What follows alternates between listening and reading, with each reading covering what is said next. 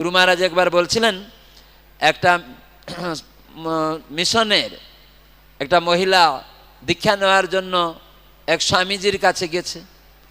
স্বামীজি তার ঘরে রয়েছেন। তখন মহিলা গিয়েছে দীক্ষা নিবে। তখন সেখানে গিয়ে দেখছে স্বামীজি তখন ঘরে আছেন, খাওয়া দাওয়া করছেন, মদ পান করছেন, চুরট খাচ্ছেন। তারপরে পরে বললেন একটু বসতে বললো, আমি একটু খাওয়া দাওয়া করিনি। তারপরে দেখছে ফ্রিজ থেকে খুলে মাংস খাচ্ছে। তখন এই মহিলার খুব দুশ্চিন্তাগ্রস্ত হয়ে গেল, আমি দীক্ষা নিতে এলাম, সাধু মানে মাংস খাবে না, মদ খাবে না, চুরট খাবে না, ইনি স্বামীজি মদের বোতল ফ্রিজ থেকে বের করে খাচ্ছেন, এটা কীরকম? তো এই মহিলা গুরু মহারাজ কাছে এসে বলেছে যে আমি দীক্ষা নিতে চেয়েছিলাম, কিন্তু ভাবলাম স্বামীজি ইনি সন্ন্যাসী, হ্যাঁ তো লাল কাপড় পরা, সেজন্য আমরা খালি লাল কাপড় পরলে হবে না, সেজন্য শ্রদ্ধা মানে শাস্ত্রীয় বিশ্বাস।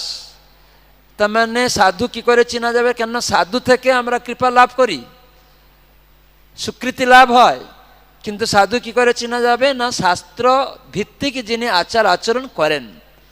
তো সেই জন্য আমরা তার সঙ্গ করব, তাদের সান্নিধ্যে যাব, হ্যাঁ তাদের কথাবার্তা শুনব, তখন আমরা আমাদের জীবনযাপন করলে পরে তখন জীবন সুখী হবে, পাপকর্ম থেকে মুক্ত হবে। সেজন্য আমরা চেষ্টা করছি যে ক্রমে ক্রমে কি করে সমস্ত পাপ থেকে মুক্ত হব, অপরাধ কর্ম থেকে মুক্ত হব।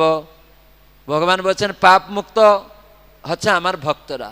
তো সেই জন্য তারা প্রসাদ ছাড়া কিছু খাবে না, হরিনাম করবে, কোনো অবৈধ সঙ্গ করবে না, ধৃত ক্রীড়া করবে না। কিন্তু নামহট্ট মহামিলনে প্রথম অবস্থায় এইসব আমরা করতে পারি না, কেউ মাছ মাংস ত্যাগ করতে পারে না প্রথমে, কিন্তু প্রথম অবস্থায় আমাদের ভগবানের নাম করানোর জন্য অনুরোধ জানাতে হবে, একমালা কমপক্ষে এই যোগ্যতা প্রদান করতে হবে, তাহলেই সেই ভক্ত আগিয়ে যাবে।